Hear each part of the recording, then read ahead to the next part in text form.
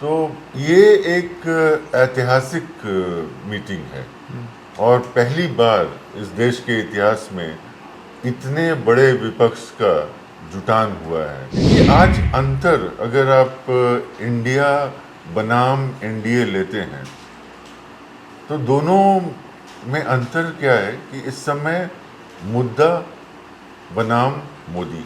और पहली बार बीजेपी के पास 2019 में था 37% वोट, अपोजिशन के पास था 63% वोट। तो ये कोशिश हो रही है कि 37% बनाम 63%। नमस्कार, मैं हूं देवांशु। आप देख रहे हैं न्यूज़ फॉर नेशन। मुंबई में इंडिया वालों की बैठक जो है वो हुई। कल पहले दिन की बैठक थी और आज दूसरे दिन की बैठक जो है वो होगी और इस बैठक के बाद प्रेस कॉन्फ्रेंस का आयोजन किया जाएगा और बताया जाएगा कि आखिर मुंबई वाली बैठक में हुआ क्या है और निकला क्या है। लेकिन कल जिस तरीके से इंडिया से जुड़े हुए नेताओं के चेहरे पर खिलखिलाहट थी, उससे साफ और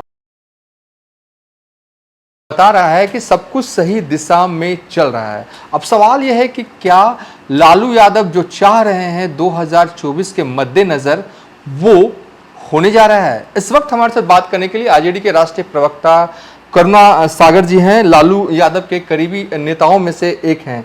क्या लग रहा है जब आज प्रेस कॉन्फ्रेंस होगा तो क्या इंडिया का कॉमन मिनिमम जो प्रोग्राम है उसका ऐलान कर दिया जाएगा? क्या लोगों का ऐलान कर दिया जाएगा?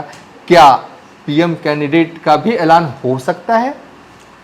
देखिए, एजेंडा क्या है और कैसे डिस्कशन होगा ये तो मुझे नहीं पता है। तो मैं एक कयास लगा सकता हूँ कि किस तरह की चीज़ें होंगी।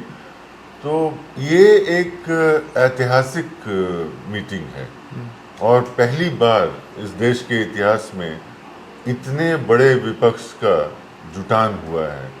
और ये जो 26 दल जो बेंगलुरु में थे, ये 26 दल के अगर वोट को देखें तो 25 करोड़ से ज़्यादा वोट इनको 2019 के चुनाव में मिले थे। और वो तब मिले थे जब ये दल अलग अलग होकर लड़ रहे थे।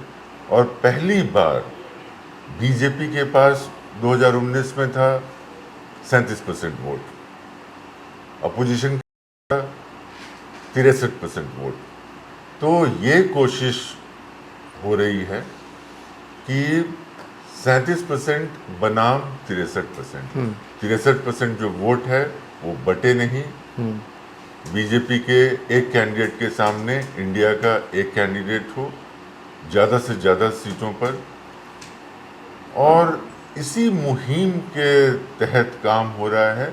और जो एजेंडा बनेगा, जिस तरह के डिस्कशंस होंगे, जिस तरह का आउटकम आएगा, वो आज शाम तक आपको पता चल ही जाएगा।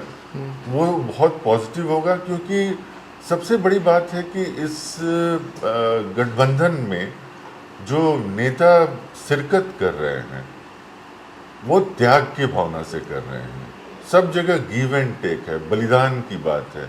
कोई अपने लिए कुर्सी की बात, शक्ति की बात, संख्या की बात नहीं कर रहे हैं।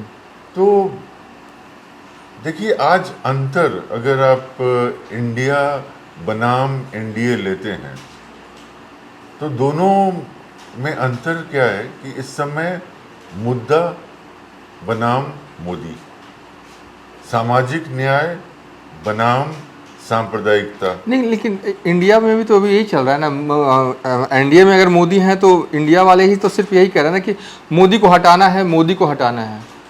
नहीं, मुद्दा अभी जो है मुझे क्लियर नहीं लग रहा है आप लोगों का। नहीं, सिर्फ एक ही मुद्दा है कि मोदी को हटाना है। नहीं, ये किसी व्यक्ति के खिलाफ ये गठबंधन नहीं बना है। ये गठबंधन मुद्दों का गठबंधन है और उन मुद्दों का गठबंधन है जिसको 9.5 साल तक बीजेपी ने भुला दिया था।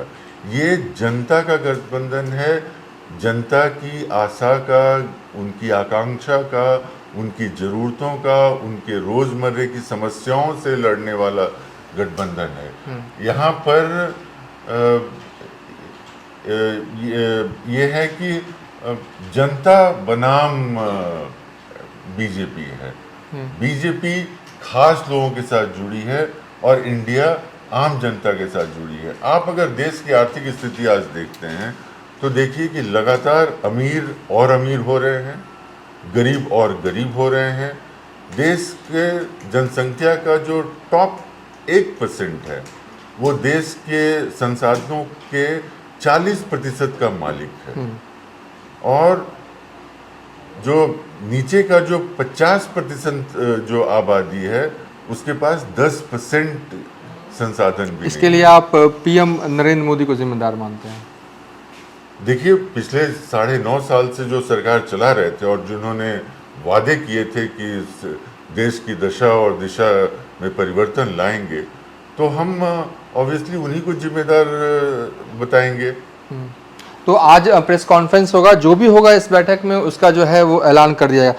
तो आपको क्या लग रहा है कि इस बैठक में कुछ निकलेगा बड़ा? इस बैठक में मुझे लगता है कि कई कॉन्क्रीट डिसीजंस आने चाहिए। हाँ। जैसे चेयरमैन कौन होंगे, संयोजक की क्या व्यवस्था होगी, आगे जैसे आपने शुरुआत की कि कॉमन मिनिमम प्रोग्राम क्या है, हम लोग किस मुद्दों की बात करेंगे। ये भी चर्चा हो रही है कि लोगो, फ्लैग्स, इन चीज़ों पे भी चर्चा होगी। तो मेरी भी जो जानकारी है वो मीडिया के माध्यम से ही ज़्यादा जानकारी है, और एक रोड मैप जरूर इस मीटिंग में बनेगा कि आगे जो लड़ाई लड़नी है उसका तरीका क्या होगा, उसका स्वरूप क्या होगा। अच्छा, आपको नहीं लगता है कि 2024 से पहले कई राज्यों में विधानसभा चुनाव होने हैं, तो क्या इंडिया उस विधानसभा चुनाव में दिखेगा, इंडिया का स्वरूप वहाँ पर? जरूर दिखेगा। और आपको अगर इस बात की बानगी देखनी है कि इंडिया अलायंस में किस तरह का समझौता है, किस तरह का संबंध है, तो वो आने वाले 5 राज्यों के चुनाव में दिख जाएगा।